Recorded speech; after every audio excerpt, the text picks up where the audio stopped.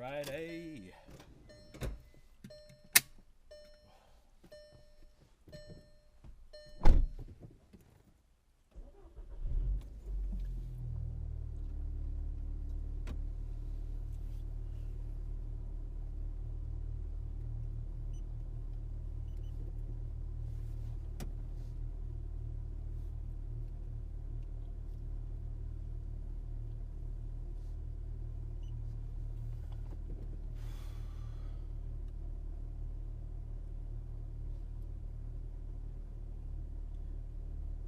So it's Friday. Let's see. I brought my mic, so let's see if this mic makes everything better. Sound-wise.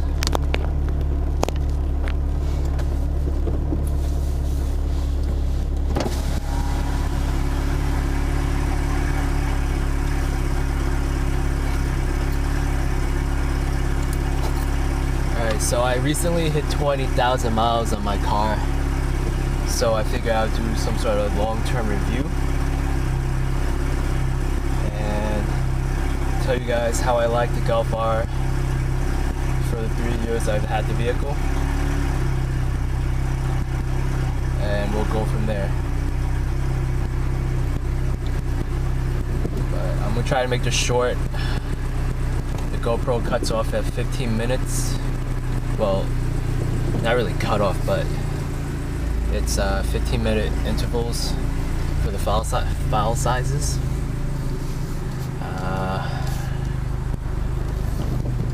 Don't want to hit this girl here. Tight spaces.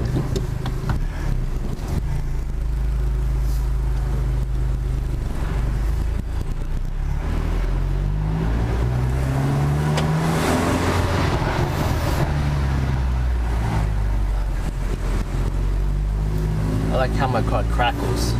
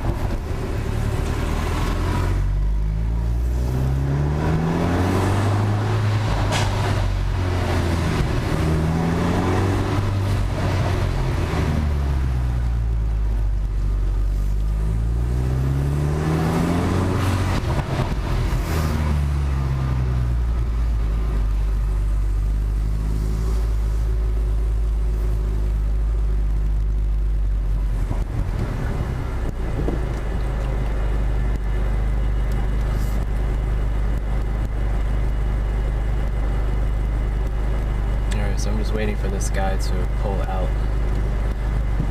Not sure what's taking him so long. Oh, it's a woman.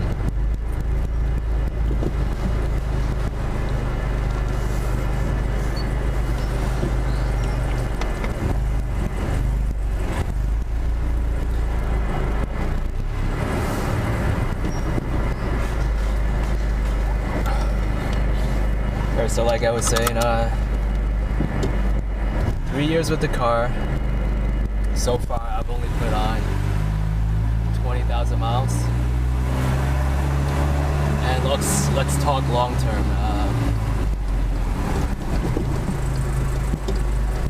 Long term, the car is fine. It's done me nothing but good.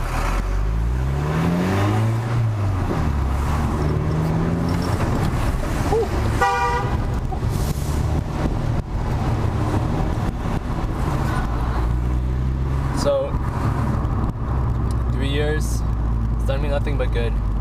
The only thing was the water pump. The water pump had the 2012s had a bad batch of water pumps from the factory. So luckily, Volkswagen put out a teleservice bulletin or some sort of service bulletin. I mean, in the bulletin, it's basically everything's covered under warranty in terms of the water pump being, you know, fixed by the factory. So what I did was at 5,000 miles, there was actually a recall, voluntary recall from VW, which is great. Glad they, you know, owned up to, you know, their mistake. And what I did was I took the car back to the factory, to the dealership, and had everything replaced. I'm now at 20,000 miles. Been with the car with the new water pump for 15K, and so far so good.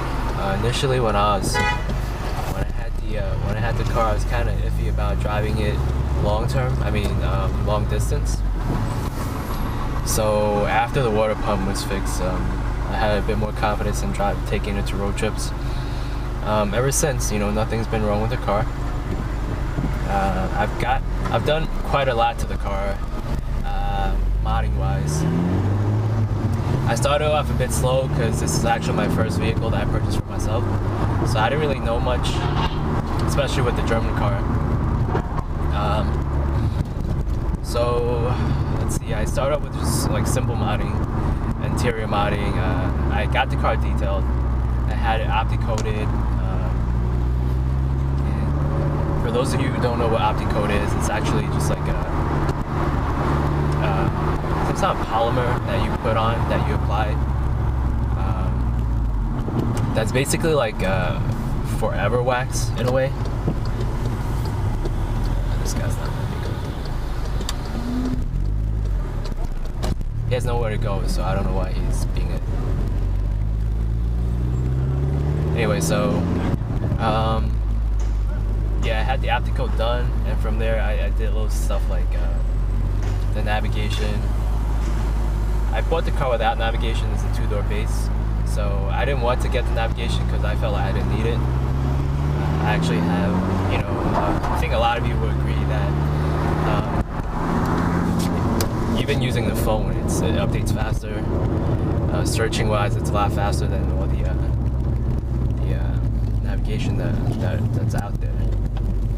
So in the end, I still had to get the navigation because of the fact that I wanted a backup camera. And in order to get a backup camera,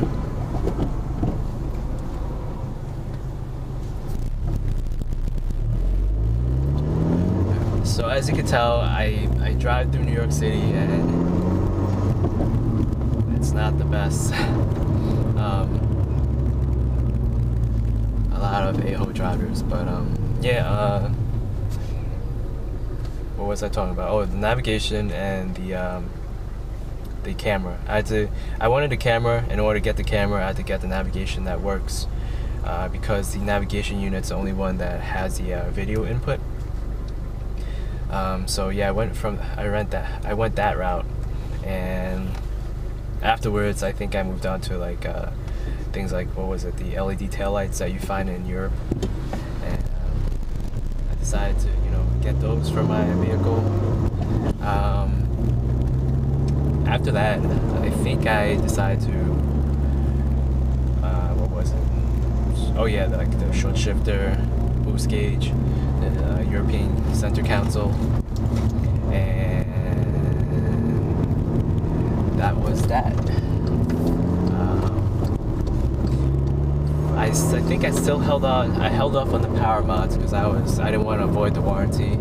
I didn't hold off for long, but definitely I held off due to the fact that I was afraid that I would avoid the warranty. So what I did was, I think that was it. And a year into having the vehicle, not even a year, probably like almost a year, like 8 months or something, APR had a sale. So because APR had the sale, I decided to go and get my Stage 1 tuned by my local tuner. And from there I was hooked. I wanted more power. I went on to get a downpipe. I went on to getting a full exhaust system. What was it? And from there, what I recommend actually is, the biggest headache right now, what I recommend is doing a mod 1 by 1. And that's the only thing, you know, the only thing I did regret was not videotaping or creating some sort of like a vlog. documenting my journey from going stage 1 all the way till, you know, at this point right now. But it definitely does make a world of difference if you experience one mod each at a time, because it makes the vehicle feel different every time. So I've seen a lot of people, some threads I've read that they buy all the parts and they dump everything at the dealership or at a tuner, or, you know, for everything to be done at once. That's good because it saves, I guess, on labor charges, but you know, besides that, you know, you don't really get to experience everything each at a time. So what I mean by this is, you know, I did stage 1, you know, the first month, and from there I went stage 2. Well, stage 2 was not technically stage 2, it was just like a test file, because it's just a downpipe. It was just get stage 2, the test file was just to get rid of the engine coating.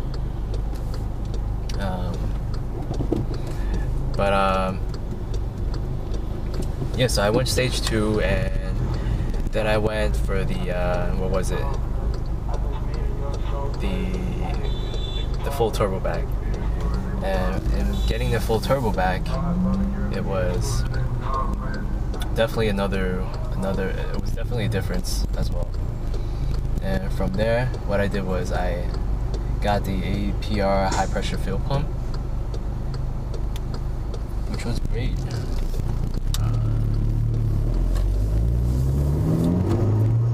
Because as you can tell, I can't really multitask.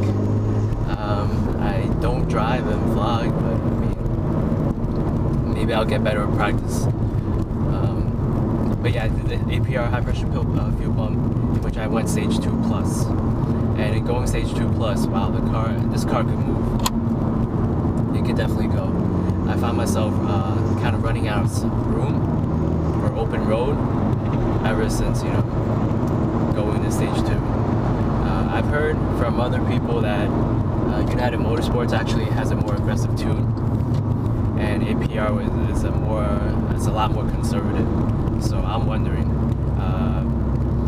up until now, APR did not have launch control, so I avoided launching the car. I launched the car twice, and it was like basically an airstrip where there's a abandoned airstrip that I have near my house, or where I used to live, and I launched the car twice over there. But yeah, in terms of modding, that's where I am right now. I've gone through a couple exhaust systems ranging from 42 draft design all the way to CTS turbo, and I eventually went back to stock because after going through a couple of road trips, the drone got to me. It got to me pretty good. It was, what was it? I think the 42 draft was the loudest, but ironically, even though it was the loudest, the CTS turbo, that exhaust system actually drone more. I'm not quite sure why, but they were pretty good at sound exhausts, deep, throaty, and nothing like the raspiness of this stock catback. But the thing I appreciate is the fact that it's quiet right now, and it could be loud if I want it to be. So I'm going to keep it this way for now, and see what happens. But yeah, it's been good to me. The only problem I had besides water pump was the clutch slipping, and that was my fault because I decided to go stage 2, and by putting that amount of power down, the clutch starts slipping around 5th and 6th. So what I did was I went for aftermarket clutch. I also went and got myself some BWR springs from Volkswagen Racing. And also on top of that, I purchased a Haldex competition controller. So that improved the handling and also the torque splitting as well.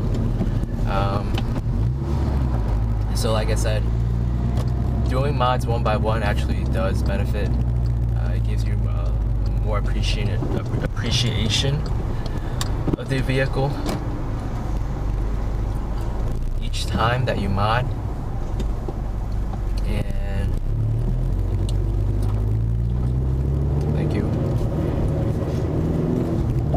And you know, I wouldn't have it any other way. But I guess for just moving on to the future, see what what I'm planning to do. I'm keeping the vehicle for a while since I still have it under financing. I have about 2 years left. I went for the 5-year route. But I've been thinking maybe I should trade it in for the new STI. Well, not really new because they're still using the EJ motor for the 2015, 2016s. So I'm not sure. I like the fact that it still has the boxer rumble, but I'm not sure about the motor itself. I think they've been using it since the Hawkeye, the 06, I think. So I would like to get into a Subi, but at the same time, I think the Golf R, the 2015 and now the 2016's out, that's a lot better for the pricing. You get more. It's actually a lot faster. Well, not a lot faster, but it's faster with the DSG transmission. And even the new Golf R, even though I'm not liking the look yet, it's growing on me day by day, but I'm not sure if I like the look. I like the color, the rising blue versus, more than the peace blue. But if I were to get an MK7 or even ST, I would go for white this time. It's more subtle, kind of over the flashy type of look. I got the car when I was young, and now a few years has passed, and I guess I'm getting older. So let's see, it's going on for 17 minutes, and I appreciate that you guys have been listening to me ramble for 17 minutes. But I think I'm just gonna cut this short. Just to summarize, the car over 3 years has been great, no problems. Going into purchasing a German car, I felt like, people are saying, why are you going German? It's not the most, reliable and everything. But I really like the R. I was a GTI fan since forever, since the R32 came out. Yeah, I guess I'm not even sure if what I would do. I like the R32, the VR6 sound, the engine note, but the Mark 6 Golf R and especially the Mark 7 Golf Rs, even though they don't sound as nice, they're a lot faster. In a way, I do agree that it lost its character due to the fact that it's not a VR6 anymore. But you sacrifice the sound for speed, or power, to torque. But yeah, we'll see. I'm really interested in the STI, and I'm also interested in the 235i, and also the new Lexus IS, the 350. But I've been thinking, since I've been thinking about going back to automatic, just due to the fact that New York City traffic sucks every day. It's you don't get the open road, you don't get to just drive. So if anything, I'll just have my weekend car for the driving. And this is just, it's the daily commute, the daily grind. I'll have automatic, or especially DSG for it. Best of both worlds, I assume.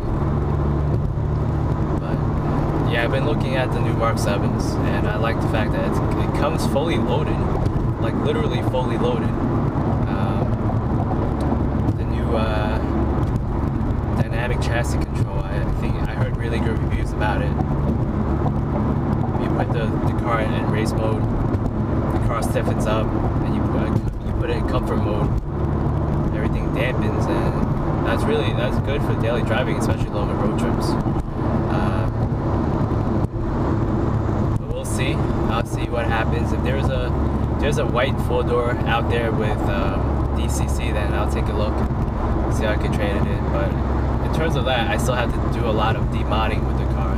So hopefully by then I remember to videotape everything and show you guys what, the reverse. It's the same thing as installing, the boost gauge or the short shifter or even this console right here or navigation. Basically it's a reverse, So hopefully that will help out another R owner in the future, even a Mark 6 GTI owner. But yeah, man, thanks for watching. I'll keep you guys updated whether or not, what my future plans are. And